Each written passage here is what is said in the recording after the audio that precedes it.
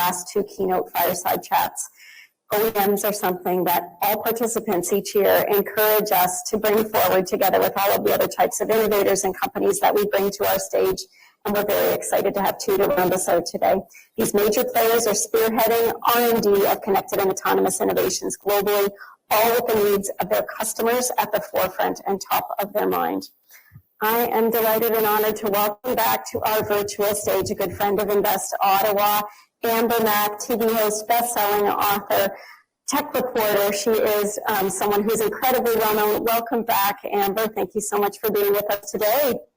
Thank you so much for having me, and congrats on your event. I'm looking forward to this session, and I've been in the chat, so I hope there's lots more going on in the chat for the next session as well. We're going to invite everyone to join us on stage 1, and I'm calling forward Frank Weith, who joins us from Michigan, from Volkswagen Group of America. Amber, I'm going to let you take it away. Thank you for being with us here today in person, Frank. It's wonderful to meet you. Well, thanks, Sonia, for having me. Thanks to the group. Amber, good seeing you. It's quite a journey to get here, but we have to do it in reverse and get home tomorrow. We'll see. Yeah, I was going to ask you before we get started. I think we have to show a round of gratitude for anybody who's traveling during this time, but your trip was okay so far? Yeah, it was good. It was good. Thanks.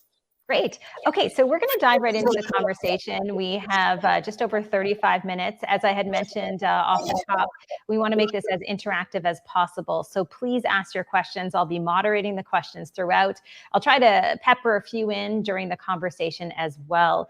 Frank, I wanted to start here. I was looking at the Volkswagen Canada Twitter account, and I noticed there was a tagline that said, "We're not waiting for change, we're driving it." And I wanted to ask, how are you doing this in Canada in reference to connected and mobility services today? So Canada just launched a 3 months ago. And the foundation for the product in Canada is what we built in the States. We launched a completely new connectivity platform with our Model 20 rollout. And let me go back a little bit in history to kind of define what is a new rollout. Our Gen 1 CarNet connected services launched in 2013. It was more of a time-to-market approach.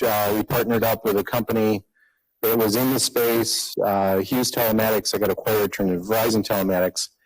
Learned the business, understood really some of the tensions you had between an OEM and a Tier 1 supplier, and realized that just the alignment of our objectives and our goals just didn't match. They were looking at cutting costs. We were looking at building product, which adds costs, but you got to bring product to market for consumers to engage, which then led us to a decision to say, you know what, maybe it's time that we kind of re-engineer this from the ground up, and decided to build a completely new connectivity platform, which is IoT-based, that brings in the joint venture partnership that we built with Aris out in San Jose. But we did more than that. We actually built around a capability. And when you think about car makers, you know, we're good engineers and we build to requirements and then we deliver those requirements in, 2-3 years time. And in the infotainment connectivity space, that's a long time. And it becomes obsolete really fast. And our push was, how do we build a capability that can grow over time, that we can refresh, that we can keep our cars fresh, that we can push updates to these vehicles, build content in and around the car, and then just build a business model that's also sustainable to pay for all this development, for the partnerships and so forth. That's what we launched with Model Year 20. We have a couple of real disruptive technologies in as well. As you're well aware, the whole car business is getting disrupted in every aspect, from propulsion systems that were gasoline powered to electrification. The whole way we sell cars online, the whole digital transformation that goes on in there. We're a part of that transformation now in the connectivity space. But I think one of the bigger disruptions that we've launched in the U.S., we're the first globally to actually have this capability. It's called carrier of choice. And, in connectivity, when you build a capability, you also look at the different partnerships you can create and how you can find a win-win for a customer base to get them to engage in the product. And one of the barriers to connectivity is actually the cost of connectivity, connecting to a mobile network, getting the car online, and maintaining that relationship. And what we did with Carrier of Choice was we actually partnered with Verizon Wireless first. We launched them. We partnered with T-Mobile. We launched them. And we have the ability for consumers to choose which carrier they want between those two. And then if they sell the car or they change the vehicle, we can actually re-provision that SIM, change the profile over the air. I think we're within 7 minutes we can change a SIM profile now and make it either a Verizon car or a T-Mobile car. So it's really leading edge stuff. And what it does is it really takes that cost of connectivity and moves it into the household where you can pair your car with your own existing data plan. Your car is just a device. If you have unlimited data, you can consume that unlimited data in your vehicle. So we extended all the capabilities now into the Canadian market. One of the key things we also did is I like to say that Volkswagen is more, the people's car. We like to democratize things. Our approach is let's democratize connectivity. So in the States, we offer up 5 years of remote access to the car. So everything that's in the mobile app is now available when you buy that Volkswagen. We're in 100% of all vehicles, all trim levels. And Canada had a similar approach. They put in 4 years of all the connected services. They're not quite 100%. I think the lower trims don't have it. But they offer up the full portfolio of services for 4 years for anyone for a Canadian customer that buys a Volkswagen. So I think that's a great approach. They have the same capabilities of the platform. We leverage more of the developer platform that we have to bring in third-party partnerships. We can talk about that a little more. But the foundation's set, it's strong, and we're proud to really have the Canadian market on board, and we look forward to just growing that portfolio locally is the way that my Canadian colleagues here would like to see it evolve. We definitely are going to dive further into third-party partnerships and talk about Carrier of Choice and talk about the app. But before we get into some of those specifics, I did want to ask you, because we were lucky enough to have a pre-event before this conversation, and I wanted to ask you a little bit about the past year and a half, or 18 months, and what shifts you saw and how they were accelerated during this time, because I imagine in your business, it was a challenging, but also perhaps exciting time. Yeah, I mean, just the past year and a half with COVID and just the overnight transformation the whole world had to do to continue to do business virtually and from afar, but yet be hands-on with the product, it was a challenge. It still is. It's lesser today now that we're vaccinated and you can get people interacting and collaborating again. But really in that virtual space, it was tough. I mean, you're validating product remotely. You have a few that have direct engagement in the infotainment systems and how the connectivity works. So a lot of coordination activities, a lot of fine discussions you have and really understanding how that product works in order to debug it properly. So it was a challenge. I mean, it was a challenge for the whole automotive industry to just switch gears like that overnight and yet still meet the deliverables and the customer expectations the way people expect it to be when they buy a new car. So it was interesting, but I think that forced us into a mindset of how do we take these systems we have, collaborate more tightly with it, and then really go in and fine tune and have those detailed discussions at the right moment so that you can still debug properly and launch a product. Was there any part of this past year and a half, beyond the challenges, where you thought, again, maybe it was an opportunity to innovate in a unique way because everyone was working at this distance? Yeah, I mean, we pulled just little cameras in the car with one individual pushing and everyone quizzing. How did that work? That was just in vehicle. And then even the partnerships we built around the car with the carriers, intense on data, looking at how processes flow, really digging into the IT of how transactions are done, and getting creative also for us internally to build really reporting instruments or a dashboard that can go right into a service and a microservice and measure how effective was that, and then bring that out to a broader scope. How effective is the product working in the field? Are we hitting our 99.9 or are we hitting 78% activations that customers do through the mobile app. So that accelerated really the ability to understand what the car is doing in using data and using IT systems and reporting tools to make it very transparent.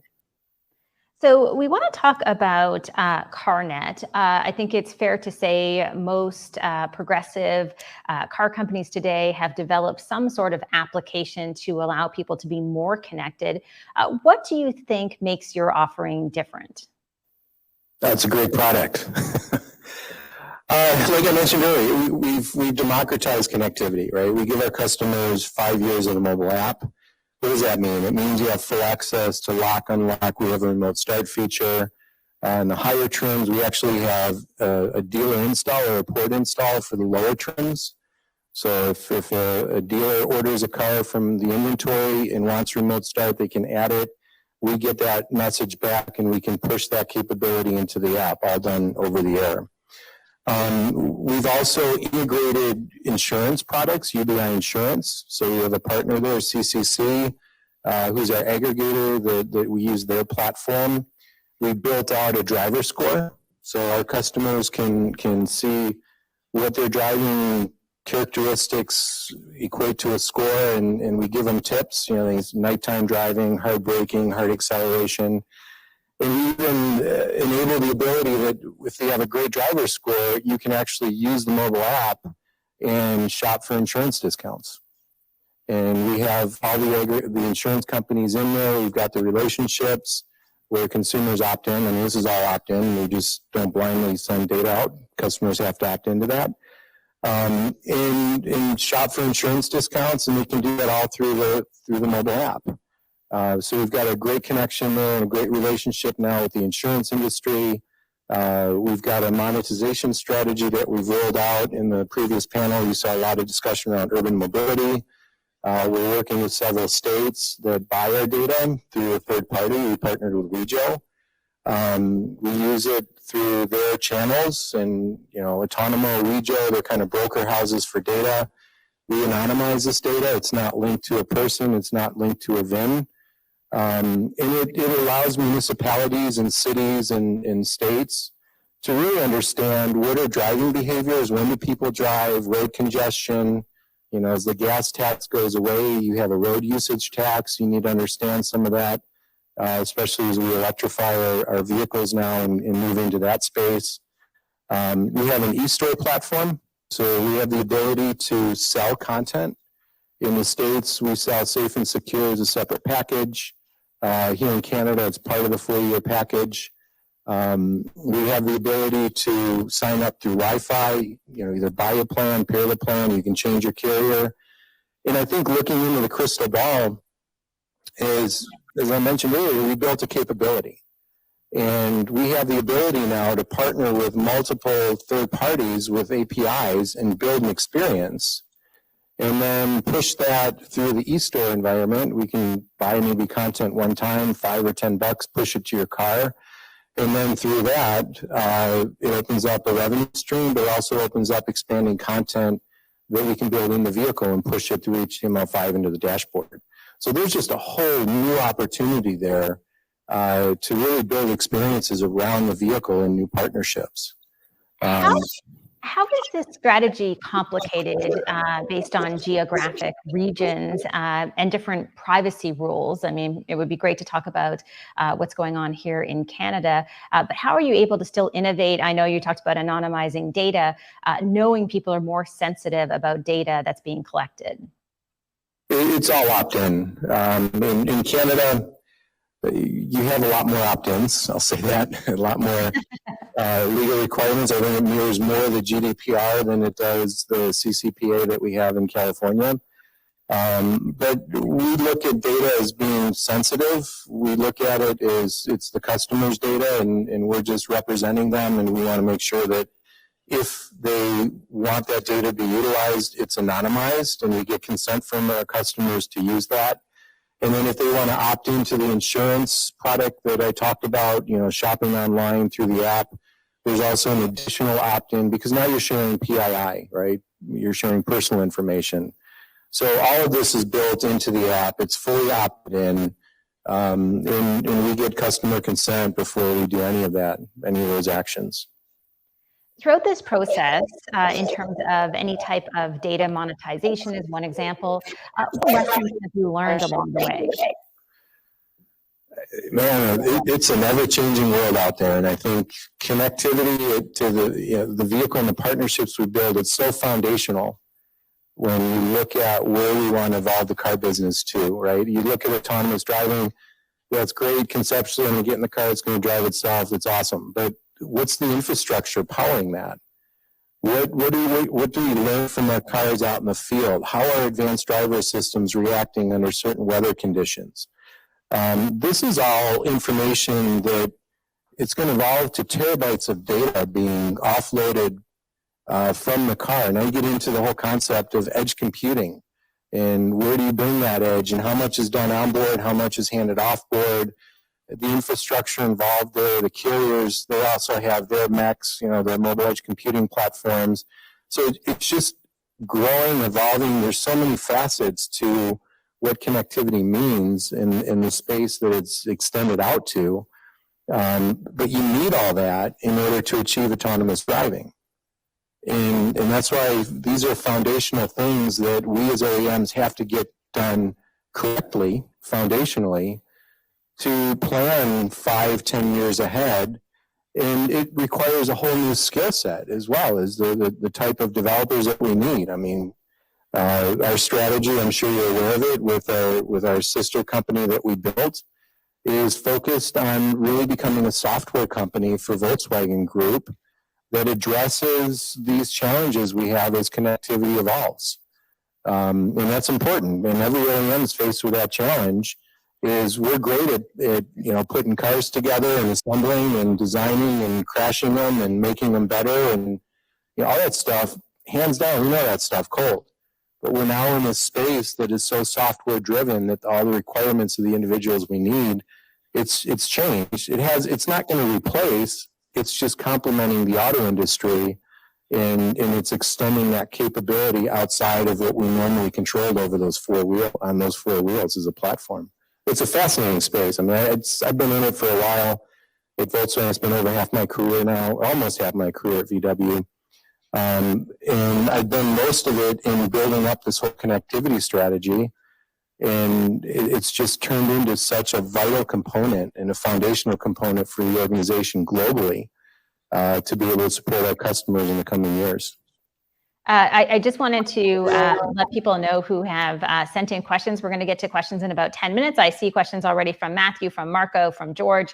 Great questions, and we are definitely going to dive into them very shortly. I did want to ask you something, Frank, because you just talked a little bit about the reality for many industries today is that more and more you are a technology company, and knowing that you're in Ottawa right now and there's a fight for technology talent in Ottawa and across the country and around the world. How does Volkswagen continue to try to attract the best talent in the technology sector to be able to continuously innovate? Yeah, I think that's a challenge for every major OEM, whether it's us or General Motors or Ford or Toyota. First and foremost, you have to be an attractive employer. And I honestly believe Volkswagen is really an attractive employer, not just locally in the North American region, in the U.S., Canada, Mexico, but globally. We're one of the largest car makers. Look at the footprint we have. And it's exciting to work in such a massive organization, but yet have so much influence through what we've built and the success of that. And that speaks volumes, and that resonates then through the company. And we hope that also draws in talent. We build new partnerships. I mentioned CAV, which is the software division, this sister company that we built. We have a partnership out west with Microsoft, right? That's also a way to draw in talent. We have an innovation center, engineering innovation center out in Belmont in California. So that's also an area that we try to recruit talent for. But we have a manufacturing facility down in Chattanooga, which has an engineering presence. So I think just being Volkswagen and seeing the success of that product is really hopefully something that is magnetic to young talent.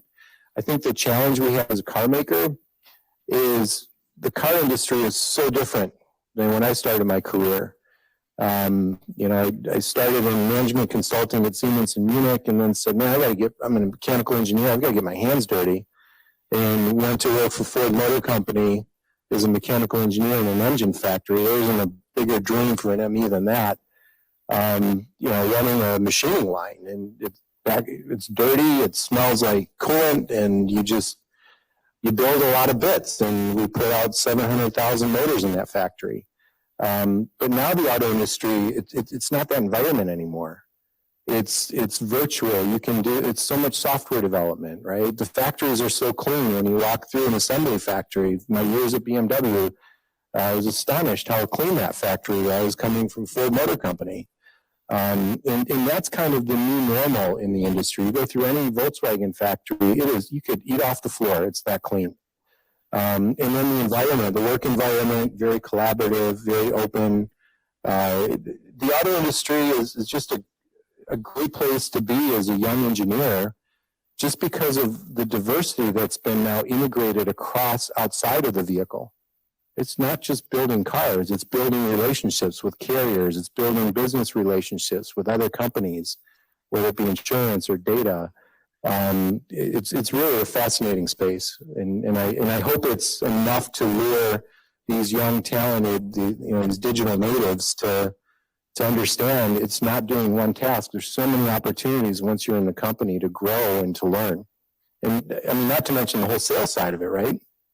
If you look at one industry that touches every aspect of business and engineering, it is automotive. I mean, you got the financial services, you got the way you sell cars, the whole digital social media interaction into those spaces. So that, I think, is appealing for young talent, and hopefully it lures people to join car companies again. So in the last part of our conversation, I do want to shift a little bit to the future. But before I start asking you questions about the future of 5G and automobiles and connected cars, I wanted to ask, I was looking on your LinkedIn bio, you have been at Volkswagen for quite some time. Just on that topic of getting people into the industry, what has kept you at Volkswagen for so long? Yeah, I always joke, I take things in about a 2 to 3 year window. And if I can change the game, if I can have an influence and move it in a direction that really builds a cool product, that's what motivates me. That's what keeps me just pushing forward. When I started VW, one of the first things I looked at was our audio strategy, and we needed something fresh, something new, and partnered with Fender, the guitar company. We had an agreement with Panasonic as well. And we created Fender branded audio for the North American market. And it's still being built in our cars. And I think the biggest compliment to that is other OEMs have now taken it. So we didn't build it just for Volkswagen. Now other OEMs have also taken Fender and they put it into their vehicles. So I think that's kind of a sign for success. But I was able to change something, right? And then connectivity came around, and I thought, hey, we have to get in this space. How do we do it? And just you motivate the organization, and you go there with a business plan, and that's what we did in early 2011ish. Got engineering on board, and together with engineering and our group in the U.S., we launched our Gen 1, and the same approach was Gen 2. And it's really the excitement of bringing a group of people together, and these aren't small groups. You're talking, large cross-functional teams now that have evolved over time to create new product and technologies. And being a part of that, again, every 2-3 years, it just grows and it gets more exciting because the horizon just got so much wider, right? You built the platform, capability, new partnerships. So it's really a fascinating space to be in. So as I promised, we're going to shift to talking a little bit about the future before we get to some of those questions that have come in. But I want to remind people that we would love your comments or questions. So please drop them into the chat. I think also in the Q&A, there might be a question or two in there as well. So I will jump over there. But I did want to finish off our part of the conversation with a shift into the next few years. What do you think is the future of car connectivity? Where do you see things going? I know it's hard to kind of look in that crystal ball, but what's on the horizon in your opinion? Well, I think everybody's tooling up for 5G. And again, I think that's the beauty of the relationship we have with carriers is now we have the partnership with Verizon. We see what they're doing and how they're building their back-end infrastructures for edge computing. T-Mobile, the same thing. You know, we're in discussions with AT&T.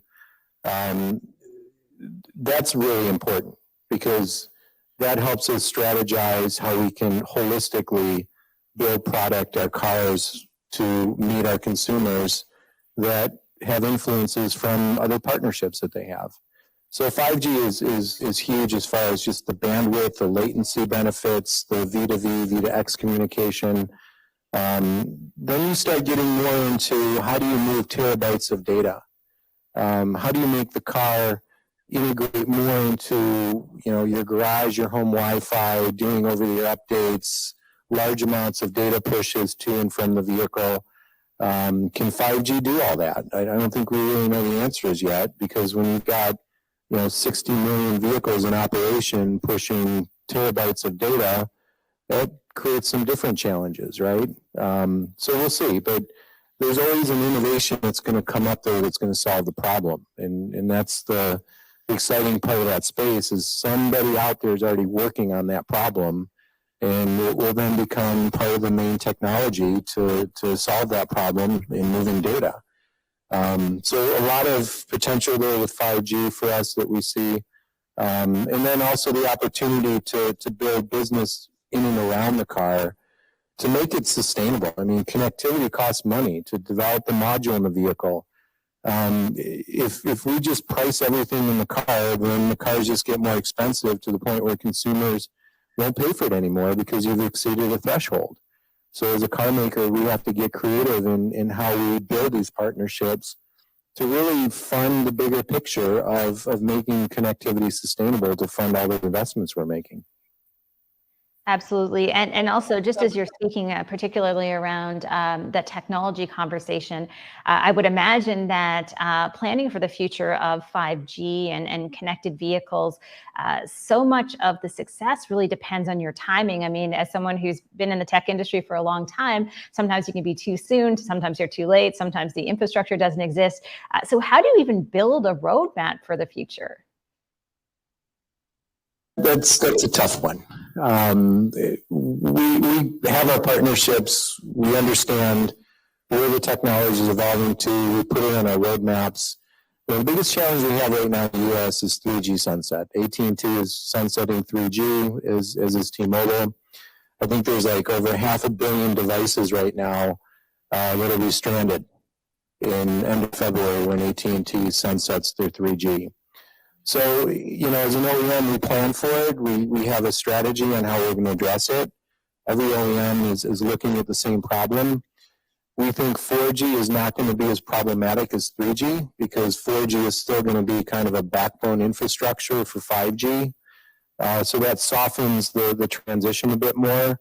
But again, it's a tight collaboration with being able to understand when the new technology is coming out, but most importantly, making that technology automotive grade. And automotive grade and consumer grade, there is a difference. And when we develop something, it has to last under certain temperature conditions. It has durability requirements. And, you know, the first 5G chipsets, maybe they were, maybe they weren't quite automotive grade, but there is a variable in there that we also manage in our requirements, that when we build modules that they meet these requirements to be automotive grade. So that plays into the equation too, as far as how quickly we can adopt that technology. But I think it all boils down to building a capability and being flexible. And that kind of protects us for the future as far as technology changing as rapid as it does for us to be able to adapt to it now. Well, I just have one more question for you. I also want to say, I don't know what the audio team did, but all of a sudden your audio sounds fantastic to me on this end. So hopefully it's the same for everybody else. But I did want to ask one more question before we have 10 minutes for audience questions. And that question is this: what do you believe that Volkswagen will be known for in the coming decade? Oh, I honestly believe it's electrification and democratizing electric cars. That is our core strategy. I mean, we pivoted the whole business several years back, and it is fundamental. It's foundational to our company. And the investment that we've announced in electrification and the products we're planning, there's some really, really cool product coming out. I can't talk about it, but you'll remember this conversation when you see it. There's some cool stuff in the pipeline. All right. Well, we will keep an eye on what is coming down the pipeline. As promised, I want to switch over to some audience questions. We have a few that have come in. They are really good questions, but I do want to encourage people, if you've seen any sessions that I've moderated, I like to fit in as many questions as possible. So please keep them coming. The first question I want to ask is from Matthew. And Matthew says, what new communication technology do you see that will be required to allow for autonomous vehicles to get into consumers' hands? A new communication technology. I mean, so cellular obviously is going to be the primary channel. I'm really going to go out on a limb here. When you think of streaming and you think of ubiquitous coverage, you have to wonder what low Earth orbit satellites can do in the future. Like I said, I'm really going out on a limb here. Over-the-air updates are crucial for us to keep cars fresh and really upgrade those vehicles. Cellular is going to be a big part of it. Connections to home Wi-Fi and leveraging that channel. But I think there's an evolving technology that's out there that is looking for an opportunity that has low latency. And you look in the investment that's being done by Elon Musk and OneWeb and bringing the internet to the people through this low Earth orbit satellite channel. And there's bandwidth there and there's capability there. And I think eventually there's going to be some kind of a balance. I've heard the term mesh network used between 5G, low Earth orbit satellite, and making connectivity robust. If you look at drones, the FAA says you need redundant systems to make sure those drones are staying on their course.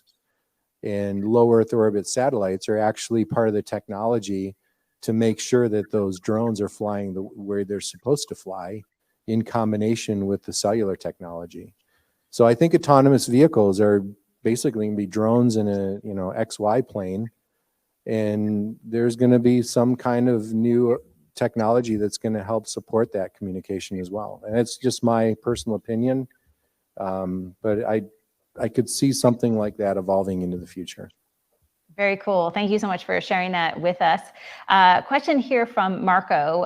You did touch a little bit on the insurance industry. And Marco's question is, any plans for insurance partnerships here in Canada? I'm going to leave that to my Canadian colleagues. We've had those discussions. I think it's more a question of timing. And in the U.S., you see these dongles from the insurance companies. They plug them in. I'm not really sure where the Canadian market is with that, and if insurance discounts are really valued as much as they are in the States. The capability is definitely there. It's up to my Canadian colleagues can build those partnerships and the platforms there to be able to use it.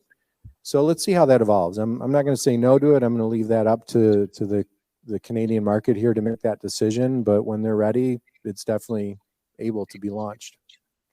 Just because we're talking about insurance, there was one question I had in my lineup that I didn't get to ask you on the insurance front. So before I get to a couple more audience questions, I might ask you this. I was reading an article today, and I'm quoting from the article. It said, many insurance companies have avoided OEM data due to the perceived technical complexity. What would you say to that? Well, we proved them wrong. We have the data. We actually, the data connections that we have, the feedback we're getting from the insurance provider is the reliability, the frequency, and the quality of the data is best in industry. It should be. Oh my God, we just built a whole new IoT platform to be able to do that. The same thing with our fleet providers. We have a partnership now with Enterprise that we announced. We have another one we're going to announce. And the feedback we're getting from Enterprise Holdings is the same. You know, the data, the frequency, the reliability of that data is best in class. So we feel pretty confident that we've solved that problem. All right. A question from George. This is a long one. Why is much of the conversation around autonomous vehicles focused on the movement of people in very complex urban environments versus other uses, such as long-haul transportation of goods, relying on static routes? Can you talk a little bit about that? And George wants us to know that George is asking this question from Ottawa. I completely agree with that. I think the idea of people moving in their car is just this awesome vision of, wow, I'd love to do that. I think the practical application, and this is also something that has come out of COVID, where are all the drivers? We have such a shortage of truck drivers in the States. And I think what it might do is accelerate this whole concept of platooning and autonomous trucks platooning through those designated paths. I think there's a huge opportunity for that. And let's see what happens here. But I honestly believe that long haul trucking, platooning, maybe long haul trips, first and foremost for autonomous cars is probably something more manageable before you start getting into an urban environment where you have so much happening around the car. You know, the sensory technology in the car still has to evolve. We have it, but it's not cheap. LiDAR, you know, in China, there's two major drivers for vehicles out there. It's safety and connectivity. And safety is LiDAR technology and the integration of LiDAR in the vehicles. And connectivity we just talked about. Bringing LiDAR into the vehicles, that I think is probably the next step in creating another layer of capability for autonomous cars that could help in that urban setting. Whether it's solid state LiDAR, who knows? But I think there's going to be another iteration of technology application and integration of that technology in the car in order to achieve that level 3, 4, and maybe 5. Great question. Sophie has a question here. Actually, we'll try to get through 2 or 3 more questions before we do have to wrap up pretty soon. Sophie's question is pretty typical of Canadian questions. We always want to know where Canada stands in the world. And that is Sophie's question. Where do you think the automotive industry in Canada is in comparison to other places you've traveled or been or talked about? How do we stand? Well, I think you guys have a great position. You know, the U.S. auto industry obviously is dominant in North America. We have a very strong partnership here with VW in Canada in building products to the way the Canadian market wants them. The supplier base in Canada, if you look at the tier 1 supplier base that feeds the OEMs, there's a huge tier 1 supplier base in Ontario and in Canada overall. So the contribution there to the auto industry is huge. And you have the body assembly plants, Ford and GM, and you've got the facility off the 402, I think the CAMI facility. There's a huge presence of auto in Canada, not just in sales, but also the manufacturing capability, the technology, the skill set, which is most important, the training of the workforce. So Canada plays a huge role in supporting the auto industry here in North America. Absolutely. I mean, I think the opportunity for talent, you touched on that, is tremendous. Let's try to get through these 2 more questions and then we will wrap up with you.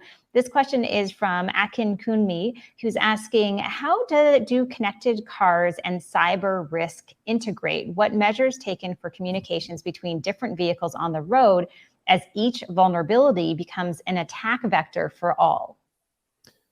Yeah, it's all about the bad actor, right? You got to keep him in check. So what do? You know, we have an extensive cybersecurity strategy. I'm obviously not going to go into detail of what that is, but we do hire third-party companies that just basically say, go for it. Find those attack vectors for us, work with us. And I think cybersecurity is twofold. The first is you want to prevent it from happening, right? But look at the banking industry, it happened. Look at other industries, it happened. It's all about the recovery as well. You've got to be able to identify it, shut it down, and then open up your product again after you shut it down, understood, in a rapid response type mode. And I think that's really the other side of cybersecurity, is how do you recover from it quickly? How do you make it more secure from that event that happened? But then obviously, how do you prevent it? So there's, those are the two fronts. And I tell you, that is a space, if you're in coding, be the white hat dudes, don't be the other guys. But there's a huge opportunity there in cybersecurity, not just for automotive, but the whole industry overall. I mean, other industries, banking, you name it, right?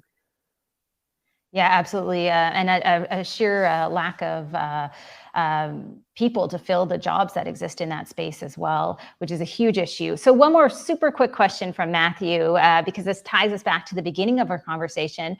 Matthew asked, you mentioned one challenge was enabling people working from home to remotely debug vehicles. Can you expand on the problems you've had to solve, and how have you been able to solve them? It goes into what we talked about earlier, is, we develop a connected infotainment system. We test it at a functional level. We test it at a consumer level. Is it responding the way it should? And if it doesn't, we go in and we start debugging, and we start managing tickets. We get the engineering community engaged locally, as well as in Germany. As well as our supply base. And it's just an all hands-on effort to really debug, deploy new code, test rigorously. And the more loops and feedback cycles you do in that, the more robust your product is. COVID made that challenging because you don't have those people in the room. It was difficult to interact, but I think now, after the year and a half of transition that we all did globally, we're right there as where we were before COVID, and being able to troubleshoot, assess, and deploy. Over the air update is really going to be the key to that, is being able to push code over the air to the car and continuously update that vehicle rapidly and quickly, so that, we solve those problems. And they're complex systems that we've developed.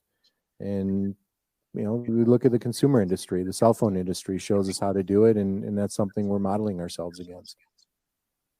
Absolutely. Well, we are just out of time. It's been a pleasure speaking to you, and I think this is probably going to cement my family's desire to get the microbus, the electric microbus, coming out in 2024. So you'll see some pictures of me in that on social media. Thanks so much, Frank, and most importantly, hope you have a safe trip home, and thanks for joining us today. All right. Thank you. Thanks to everybody. Be safe. Thank you, Amber and Frank, for that very insightful fireside chat. It's been a pleasure to have you here engaged with CAV Canada 2021. So it's now my pleasure to introduce our final fireside chat of the day with Michael Tremblay, President and CEO at Invest Ottawa Bayview Yards and Area X.O, and Sue Bai, Chief Engineer, Division Director at Honda Research